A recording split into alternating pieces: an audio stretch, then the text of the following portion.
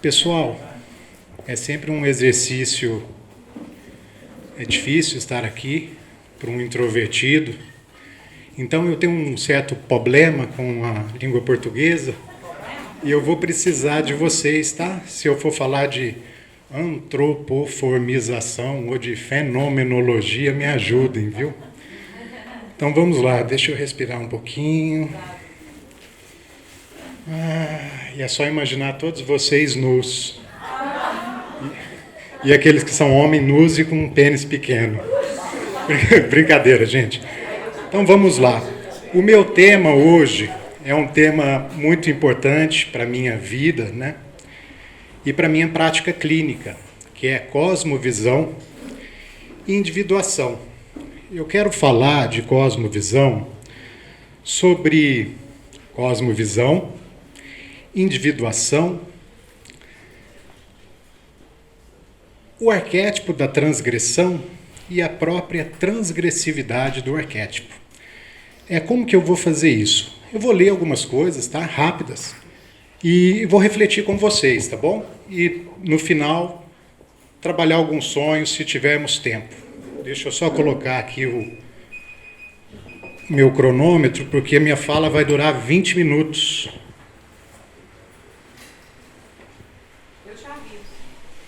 Eu vou olhando aqui, que eu gosto de ir medindo, entendeu? Porque se tiver alguma coisa importante...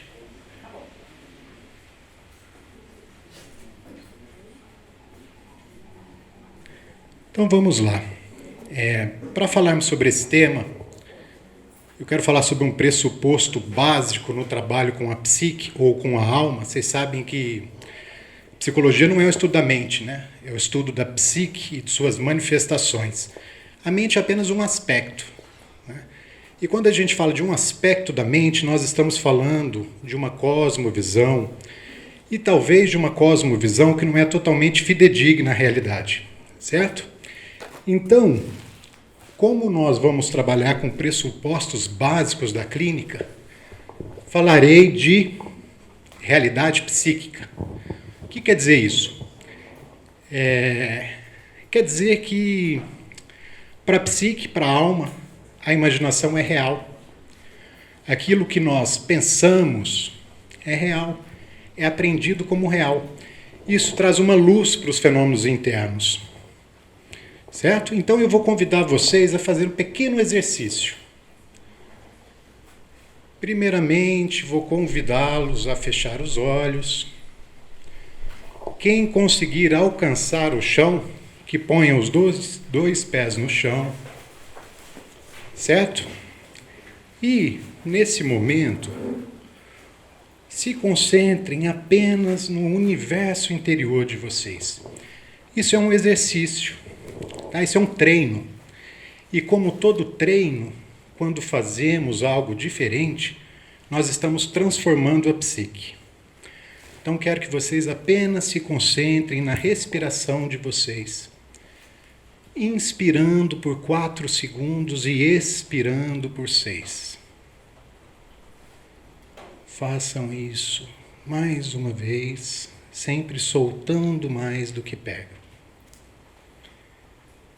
Façam isso mais uma vez. E o convite agora é que vocês imaginem uma grande planície. E vocês estão caminhando nessa planície. Só que, por mais estranho que possa parecer, vocês são um rinoceronte. Imagine vocês agora sendo um rinoceronte. Se permitam e usem o poder da imaginação, ou a imaginácio vera, que é esse veículo de transformação. Agora eu quero que vocês imaginem esse rinoceronte em pé, bípede, olhando para a sua paisagem. Imaginem que todo lugar que vocês olham, o chifre de vocês está na frente. É impossível ao rinoceronte observar a paisagem sem ver o próprio chifre. Então, apenas se permitam, nesse momento, construir uma imagem dessa, vendo uma planície e o chifre compondo essa paisagem. Agora, mais uma vez, voltem a atenção para a respiração de vocês. E no tempo de cada um, pode abrir os olhos, mexendo as pernas. Ok? Tudo bem? Eu já estou um pouco mais tranquilo aqui também, o que é ótimo. Quando o sistema de auto-refrigeração é ligado, é uma maravilha. Então vamos lá. Por que eu começo falando sobre isso? Porque eu estou falando de cosmovisão. Cosmovisão é um modo de aprender a realidade, ok? Então, nós falamos de cosmovisão e também de imaginação, ou da imaginação verdadeira. Vamos ver uma coisa, que muitos transtornos, muitos problemas vão começar com uma distorção da imaginação. E aqui eu quero lembrar Hillman, quando ele diz que a paranoia é um delírio interpretativo.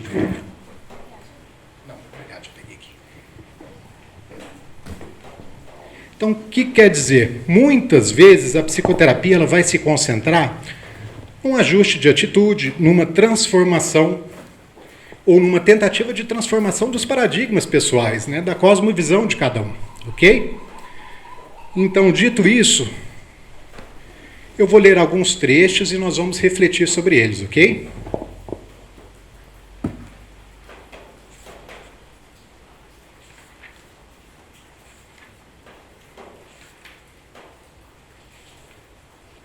Essa minha reflexão foi tirada do volume 10, que é Psicologia em Transição, mais propriamente no texto Presente e Futuro. A ameaça que pesa sobre o indivíduo na sociedade moderna. É um texto que vai falar muito sobre fanatismo, vai falar sobre massificação e diferenciação. Quando a gente fala sobre diferenciação, eu sempre lembro de algumas palavras do Novo Testamento, que também despencam, né, no consultório. E é a palavra de um Jesus mais veemente. Aliás, é de uma figura que representa muito bem esse arquétipo heróico, quando ele diz: eu não vim trazer a paz, mas a espada. Eu vim separar pai de filho, filha de mãe, irmão de irmão. Olha que incrível, que polêmico, né? E que pesado. O que Jesus está falando, né, sobre a espada? Lembro do grande Buda da sabedoria, Manjushri, que tem uma espada flamejante na mão. Talvez a espada aqui, né, em um aspecto do símbolo, que esse é inesgotável, né, senão se torna sinal, nós estamos falando da espada como processo psíquico de separação das coisas, de diferenciação. E acho que muitos dos nossos processos têm a ver com separar da massa, ou se separar de âmbitos e aspectos da própria família, ok? Então, o que nos reserva o futuro? Pergunta Jung neste texto. Abre aspas. É sobretudo em épocas profundamente marcadas por dificuldades físicas, políticas, econômicas e espirituais que o ser humano volta os seus olhos angustiados para o futuro e se multiplicam então as antecipações, utopias e visões apocalípticas. Esse é um texto que considero muito atual. E vamos seguindo lendo algumas coisas e falando sobre a cosmovisão. Eu vou ler um trecho, eu quero que vocês possam substituir aqui ano 2000 por 2020 e que possam também substituir cortina de ferro por quaisquer muros que vocês possam se lembrar agora. Desde Coreia do Norte, desde Estados Unidos. Usem a imaginação e o repertório de vocês, ok? Então vamos lá. Às vésperas do ano 2000, esse é um texto de 57. Às vésperas do ano 2000, vivemos hoje um tempo dilacerado pelas imagens apocalípticas de uma destruição planetária. O que significa o corte que divide a humanidade em dois lados e se exprime como uma cortina de ferro? O que poderá suceder à nossa cultura e à nossa própria humanidade se as bombas de hidrogênio vierem a ser detonadas? Ou se as trevas do absolutismo de Estado chegarem a recobrir toda a Europa? Peço que vocês possam substituir a Europa agora, inclusive por Brasil, né? O que acontecerá se as trevas do absolutismo do Estado chegarem a recobrir todo o Brasil? Se o Estado de Direito sucumbe, por exemplo, a um acesso de fraqueza, a massa também pode esmagar a compreensão e reflexão ainda presentes em indivíduos isolados, levando fatalmente a uma tirania autoritária e doutrinária. Nessa frase aqui eu quero resumir, né, sob risco de ser um pouco reducionista, mas os textos que nós trabalhamos é psicologia de massa, ou seja, uma turba, uma massa, é sempre, digamos assim, é como se toda a consciência se rebaixasse um pouco e ela fosse meio limitada a partir do mais baixo e não a partir talvez do mais alto. Ou seja, a massa é algo indiferenciado e o sujeito, mesmo que já tenha desenvolvido parte da sua consciência, fica obnubilado por essa força. Uma argumentação racional, diz Jung, é apenas possível e profícua quando as emoções provocadas por alguma situação não ultrapassam um determinado ponto crítico. Pois quando a temperatura se eleva para além desse nível, a razão perde sua possibilidade efetiva, surgindo em seu lugar slogans e desejos quiméricos, isto é, uma espécie de possessão coletiva que progressivamente conduz a uma epidemia psíquica. Em minha opinião, para cada caso manifesto de doença mental, existem ao menos 10 casos latentes que nem sempre chegam a se manifestar, mas cujas condutas e concepções encontram-se sob a influência de fatores inconscientes, doentios e perversos, apesar de toda a aparência de normalidade. O seu estado mental corresponde a um grupo da população que se acha coletivamente exaltado por preconceitos afetivos. Aqui a gente está falando sobre a psique fanática, né? A unilateralidade do fanático. Preconceitos afetivos e fantasias de desejos impulsivos, né? Que podemos entrar em todo esse faniquito consumista e maníaco, né? Dos nossos tempos. Nessa espécie de ambiente, eles se sentem totalmente ajustados e em casa. Eles conhecem, por experiência própria, a linguagem desses estados e sabem lidar com eles. Suas quimeras, baseadas em ressentimentos fanáticos, fazem apelo para a irracionalidade coletiva, encontrando aí um solo frutífero, na medida em que exprimem certos motivos e ressentimentos também presentes nas pessoas normais, embora adormecidos sob o manto da razão e da compreensão. Embora adormecidos sob o manto da razão e da compreensão. Esse é um texto que, mesmo os titãs tendo sido derrotados, né, é preciso manter uma vigilância cerrada, porque eles podem retornar. O que é muito interessante. Ou seja, com o rebaixamento do ego, aquelas trevas que achamos que havíamos integrado, podem nos abater novamente.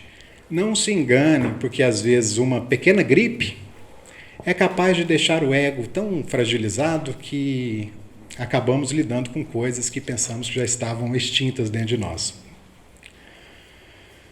Normalmente confundimos autoconhecimento com o conhecimento da personalidade consciente do eu. Aquele que tem alguma consciência do eu acredita, obviamente, conhecer a si mesmo. O eu, no entanto, só conhece os seus próprios conteúdos, desconhecendo o inconsciente e seus respectivos conteúdos. Nós falamos sobre o inconsciente há muito tempo, né? No século XIX talvez tenha sido o maior tema da filosofia, mas nós ainda temos um preconceito muito grande contra o inconsciente. Eu vejo muito no consultório o ato falho, e as pessoas apressadamente dizem, foi só um ato falho. Eu digo, não foi só um ato falho, foi um ato falho. Vamos olhar para isso, porque o outro eu pede passagem. E quando o outro eu pede passagem, ele precisa ser ouvido, porque o barulho pode ser muito grande, né? Essa formação de sintomas, né, a partir da cisão interna é algo muito sério e é uma realidade. Então, talvez o fanático precise de tanta unilateralidade para calar a própria dúvida.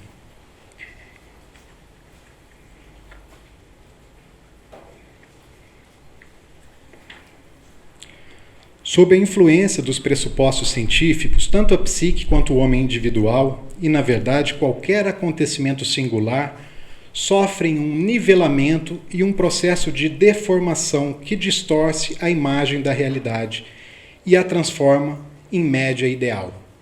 O que eu quero dizer com isso? Esse homem ideal, ele só vai existir sob a ótica platônica, o que é maravilhoso, claro. Mas pensemos na questão da estatística e da normalidade, usando um exemplo do próprio Jung.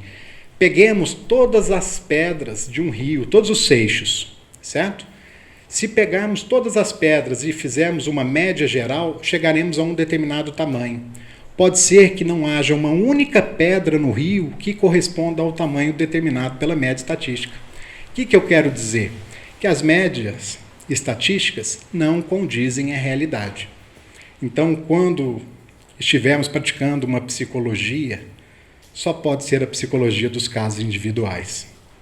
Ainda que tenhamos em nosso socorro a teoria dos arquétipos. Em lugar da diferenciação moral e espiritual do indivíduo, aparecem os serviços públicos e a elevação do padrão de vida. Ou seja, acontece um fenômeno onde todos os jovens se encaminham para o mesmo curso. Por quê? Porque tem um arquétipo constelado na pós-modernidade. O sentido e a finalidade da vida individual, a única vida real, não repousam mais sobre o desenvolvimento individual, mas sobre uma razão de Estado imposta de fora para dentro do homem. Ano passado vivemos, pelo menos na minha experiência clínica, até hoje, a maior epidemia de suicídios. Né? Eu falei com colegas de outros locais, eu nunca atendi tanto jovem com tentativas de suicídio, e foi um fenômeno geral. Né? Ou seja, parece que alguns jovens, talvez algumas personalidades mais sensíveis, estão nos dizendo que não querem viver num mundo dominado por determinados paradigmas ou cosmovisões. Eu quero dizer que a cosmovisão é responsável pelo adoecimento psíquico e pelo estado de miséria que nós vivemos. Quando eu falo miséria, eu sempre lembro do grande Reich, né, que falou da miséria sexual do sujeito moderno. É um parêntese aqui, porque sempre que eu lembro do Reich, eu recordo que ele conseguiu ser expulso tanto da Sociedade de Psicanálise quanto do Partido Comunista, o que é incrível, né, gente? Então, é bem mais provável, porém, que os dirigentes de uma nação, e todos nós, sejamos escravos de nossas próprias ficções. Então, vamos lá, nós somos escravos das nossas próprias ficções. Quero indicar para vocês um livro maravilhoso que se chama Ficções que Curam, onde James Hillman fala da importância desse universo daimônico e da nossa imaginação. Bem, vejamos agora quais são os modos em que o self talvez problematiza essa questão das limitações, né, da consciência no mundo. Acredito que grandemente pela via sintomatológica, não é? Vamos pensar aqui num caso famoso de mudança de paradigma, assim, de um modo muito agressivo. Talvez seja a conversão de Paulo, né? Nós podemos pensar em outros casos assim de pessoas que foram arrebatadas. O que acontece? O Paulo tinha um direcionamento unilateral e fanático, né? Mas no seu inconsciente ele já era cristão. Olha que interessante. Lembrando de um caso aqui também que o Jung traz, de um católico que escreveu um texto justificando a traição de Judas, que foi muito importante, todo o movimento que Judas faz. Esse sujeito, um ano depois, rompe com o catolicismo e abraça uma outra religião. O que ele estava fazendo? Inconscientemente, meses antes, ele já estava trabalhando a sua conversão. Olha que beleza que é a psique, né? Porque ele estava indo de um lado, de um aspecto, para outro, né? Então foi fazendo esse tangenciamento lento que a psique pode fazer muitas vezes. A questão da cosmovisão ou da necessidade de uma ampliação da cosmovisão acontece muitas vezes acompanhada de fenômenos de sincronicidade. Por que os fenômenos de sincronicidade são arrebatadores? Porque nós temos a presença do arquétipo psicoide ou da qualidade psicoide dos arquétipos. Esse é um arquétipo que tenta dar conta de explicar o entrelaçamento ainda misterioso entre psique e matéria. O que eu estou falando, gente? Eu estou falando aqui, agora numa linguagem mais coloquial, dos fenômenos paranormais, dos fenômenos anômalos, que acontecem, ainda que não deem muita notícia, né? E arrebatam as pessoas, certo? Então eu quero citar aqui 2 sonhos. Um sonho, né, um sonho fresquinho, quando eu falo fresquinho, é um sonho da semana passada, de uma jovem que estava vivendo no sonho. O sonho começa com ela dentro de um hotel. O sonho ele tem uma estrutura dramática, né, que se repete, posto que é arquetípica, ainda que muitas vezes nós não tenhamos a conclusão, o alise no sonho. É muito importante um sonho sem conclusão, porque aí eu sempre lembro, o final você decide, né? A psique ainda mostra que opções precisam ser tomadas. Então tem uma estrutura dramática que se repete nos sonhos e uma estrutura mítica, né, que quase sempre tem a ver com a busca ou a perseguição de alguns objetivos e os obstáculos que aparecem. Então no sonho ela está sendo perseguida, começa num quarto de hotel, ela sai pela janela, tem áreas de James Bond, né, esse filme, mas como ela é mais jovem, é geração Bourne. Então tem áreas de perseguição, depois ela vai para as ruas e existe um carnaval nessa rua. E sobressai na paisagem, uma coisa importante, são as cores dos sonhos. Sobressai na paisagem a cor vermelha. Então nesse sonho ela vai, atravessa o carnaval e ela sabe que está sendo perseguida por alguém. Fim do sonho. Um outro sonho, só para rapidamente, que é uma invasão de espaçonaves. A pessoa sonha que está num lugar, vendo um campo e de repente uma grande invasão de espaçonaves. Qual que é a diferença desses 2 sonhos? Obviamente os 2 sonhos trazem aspectos desconhecidos da consciência, porque parte do trabalho do sonho é juntar o que está separado, né, trazer uma certa reflexão, mas nesse sonho, no primeiro sonho, eu não considero, ainda que ele traga aspectos inconscientes, é óbvio, eu não considero que tenha sido um sonho muito impactante. Não sou eu que considero não, tá, gente? Foi o próprio sonhador. Por quê? No segundo sonho, nós vemos a presença de um sentimento de luminosidade que estava ausente do primeiro sonho. O que eu quero dizer com esse sentimento? É um sentimento que prendeu, absorveu a psique da pessoa e ela ficou assim, com o sonho durante vários dias. Esse segundo sonho provavelmente é um sonho que fala de uma maneira muito dramática e gritante de uma necessidade de uma ampliação da cosmovisão ou mesmo de uma invasão de seres extraterrenos ou vindos de outras esferas, de outras dimensões, né? Ou seja, símbolos do self, aspectos do self ainda totalmente desconhecidos, tão desconhecidos que o ego só pode apreciá-los sob a forma de seres de outros planetas ou outras dimensões. É isso que eu preparei para a gente poder fazer essa pequena reflexão. E é isso aí, agradeço a todos, espero que tenha sido útil de alguma forma. Eu sempre me pergunto o que traz a gente aqui, além da vaidade e o exibicionismo, é claro. Talvez o prazer, né, de falar sobre Jung, né, misturar as coisas nesse caldeirão. E parabenizo ao Jorge por criar essa oportunidade da gente se reunir e falar sobre Jung. Valeu, gente? Muito obrigado, viu?